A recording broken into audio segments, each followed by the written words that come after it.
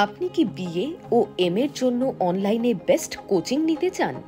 বাংলা অনার্সে ভালো রেজাল্ট করতে চান? তাহলে আজই আসুন নম্বর 1 কোচিং সেন্টার প্রান্তিক গাইডে। আমাদের অভিজ্ঞ শিক্ষক ও লেখক রাজস্বী হালদার যত্ন সহকারে ক্লাস করান। হাই কোয়ালিটি নোটস ও 100% কমন সাজেশন। নমস্কার, প্রান্তিক গাইডে সবাইকে শুভেচ্ছা অভিনন্দন।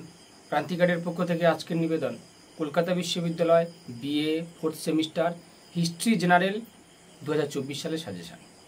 যারা কলকাতা বিশ্ববিদ্যালয় থেকে 4th সেমিস্টার দেবে তাদের জন্য এই সাজেশানটা খুব গুরুত্বপূর্ণ। আমি প্রশ্নগুলো বলে যাচ্ছি, তোমরা খাতায় লিখে নেবে, নিয়ে পড়াশোনা করবে। আমি যেগুলো দিচ্ছি শুধুমাত্র সেগুলোই পড়াশোনা করবে, এর বাইরে আর অতিরিক্ত কিছু করার দরকার নেই। তোমরা অবশ্যই অবগত রয়েছে যে প্রান্তিক গাইডের suggestion best quality number 1 suggestion. যেগুলো দেবো শুধুমাত্র সেগুলোই পড়বে। অবশ্যই তোমরা সাফল্য অর্জন করবে, ভালো রেজাল্ট অবশ্যই হবে। প্রান্তিক গাইডের সঙ্গে থাকো, সমস্ত কিছু হেল্প পেয়ে যাবে। এবং এই পেপারে আমি স্টার মেরেও দেবো। এবং সর্বোপরি আসছে লাস্ট মিনিট ফাইনাল সাজেশান। পরীক্ষার পূর্বে তোমাদের যে লাস্ট মিনিট ফাইনাল সাজেশানটা দেওয়া হয় সেটা সবথেকে গুরুত্বপূর্ণ, এসেনশিয়াল। তাই অবশ্যই চ্যানেলের সঙ্গে থাকবে। যারা নতুন, চ্যানেলটা অবশ্যই সাবস্ক্রাইব করে রাখবে, বন্ধুদেরকে শেয়ার করবে। এই পেপারে রয়েছে মূলত ভারতের ইতিহাস, বিশাল বড়। কিন্তু তোমাদের 4th সেমিস্টারের হিস্ট্রি জেনারেল GE4 বা CC4 তোমাদের সিলেবাসটা কিন্তু বিশাল বড় সিলেবাস। তাই অবশ্যই কিন্তু ভালো করে পড়াশোনা করতে হবে। সেই মুঘল যুগ থেকে স্বাধীনতা পরবর্তী পর্যন্ত অবশ্যই খুব ভালো করে পড়াশোনা করবে। বিশাল বড় সিলেবাস, বিশাল বড়। এখান থেকে কোশ্চেন চুজ করা কিন্তু খুব ডিফিকাল্ট একটা ব্যাপার, কারণ অনেক বড় সিলেবাস। আর এমনিতে জানো যে আমি কিন্তু খুব কম প্রশ্নের সাজেশান দিয়ে থাকি, 10টা থেকে 12টার মধ্যে। হিউজ কোশ্চেন দিই না, এবং কমিয়ে দিই, স্টার মেরে দিই, বেশি স্টার কম স্টার, এবং সর্বোপরি আসে লাস্ট মিনিট ফাইনাল সাজেশান। তাই সেখান থেকে আমি যে প্রশ্নগুলো দেবো সেগুলো সব কিছুই পড়বে, সমস্ত কিছুই পড়াশোনা করবে। এবং যেগুলো স্টার মেরে দেবো সেগুলো বেশি করে সুপার করে পড়াশোনা করবে। একদম হুবহু কপি পেস্ট করতে পারবে, তেমনভাবে পড়াশোনা করবে। কিন্তু যে কটা দেবো সে কটাই পড়তে হবে, কারণ সিলেবাস বিশাল বড়, কোথা থেকে কী আসবে সেটা বলা যায় না। তাই অবশ্যই খুব গুরুত্বপূর্ণ তোমাদের ইতিহাসটা, কিন্তু সহজ, লেখা যায়। তোমরা ইতিপূর্বে পড়েও এসেছো, তাই চিন্তার কিছু নেই, চাপ নেওয়ার কিছু নেই।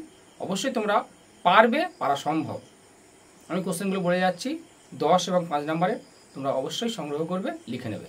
আর শর্ট কোশ্চেন আমি দেবো, চিন্তার কিছু নেই। প্রান্তিক গাইডের সঙ্গে থাকো, সমস্ত কিছু হেল্প পেয়ে যাবে। প্রথমে দিচ্ছি 10 নম্বরের জন্য। 10 নম্বরের জন্য লিখে নাও, 1757 থেকে 65 সালের মধ্যে ইস্ট ইন্ডিয়া কোম্পানির আধিপত্য বিস্তারের ইতিহাস।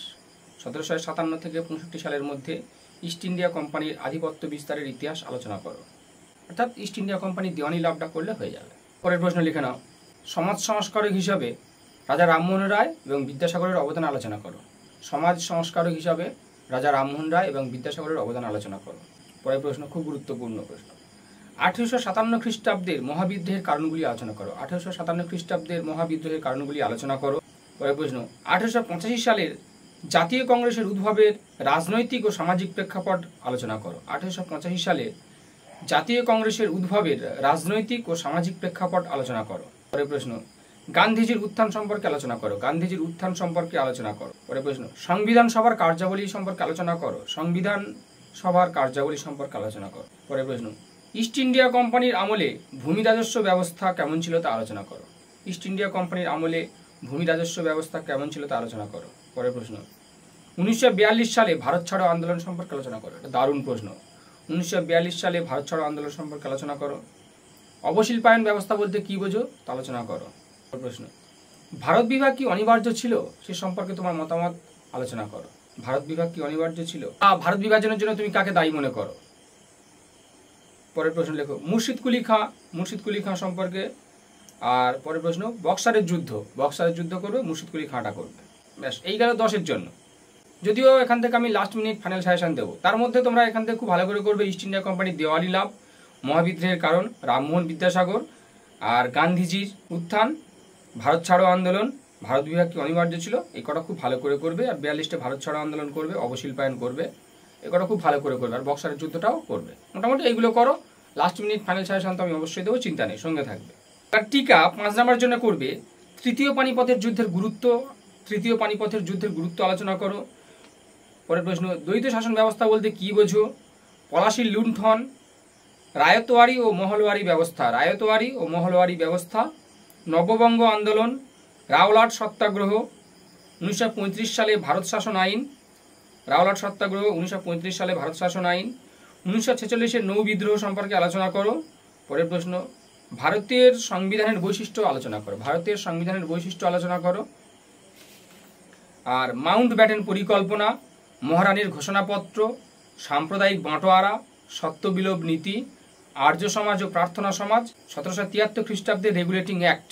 1773 খ্রিস্টাব্দের রেগুলেটিং অ্যাক্ট। রিপিট করছি, মাউন্ট ব্যাটেন পরিকল্পনা, মহারানীর ঘোষণাপত্র, সাম্প্রদায়িক বাঁটোয়ারা, সত্যবিলোপ নীতি, আর্য সমাজ ও প্রার্থনা সমাজ, 1773 খ্রিস্টাব্দের রেগুলেটিং অ্যাক্ট।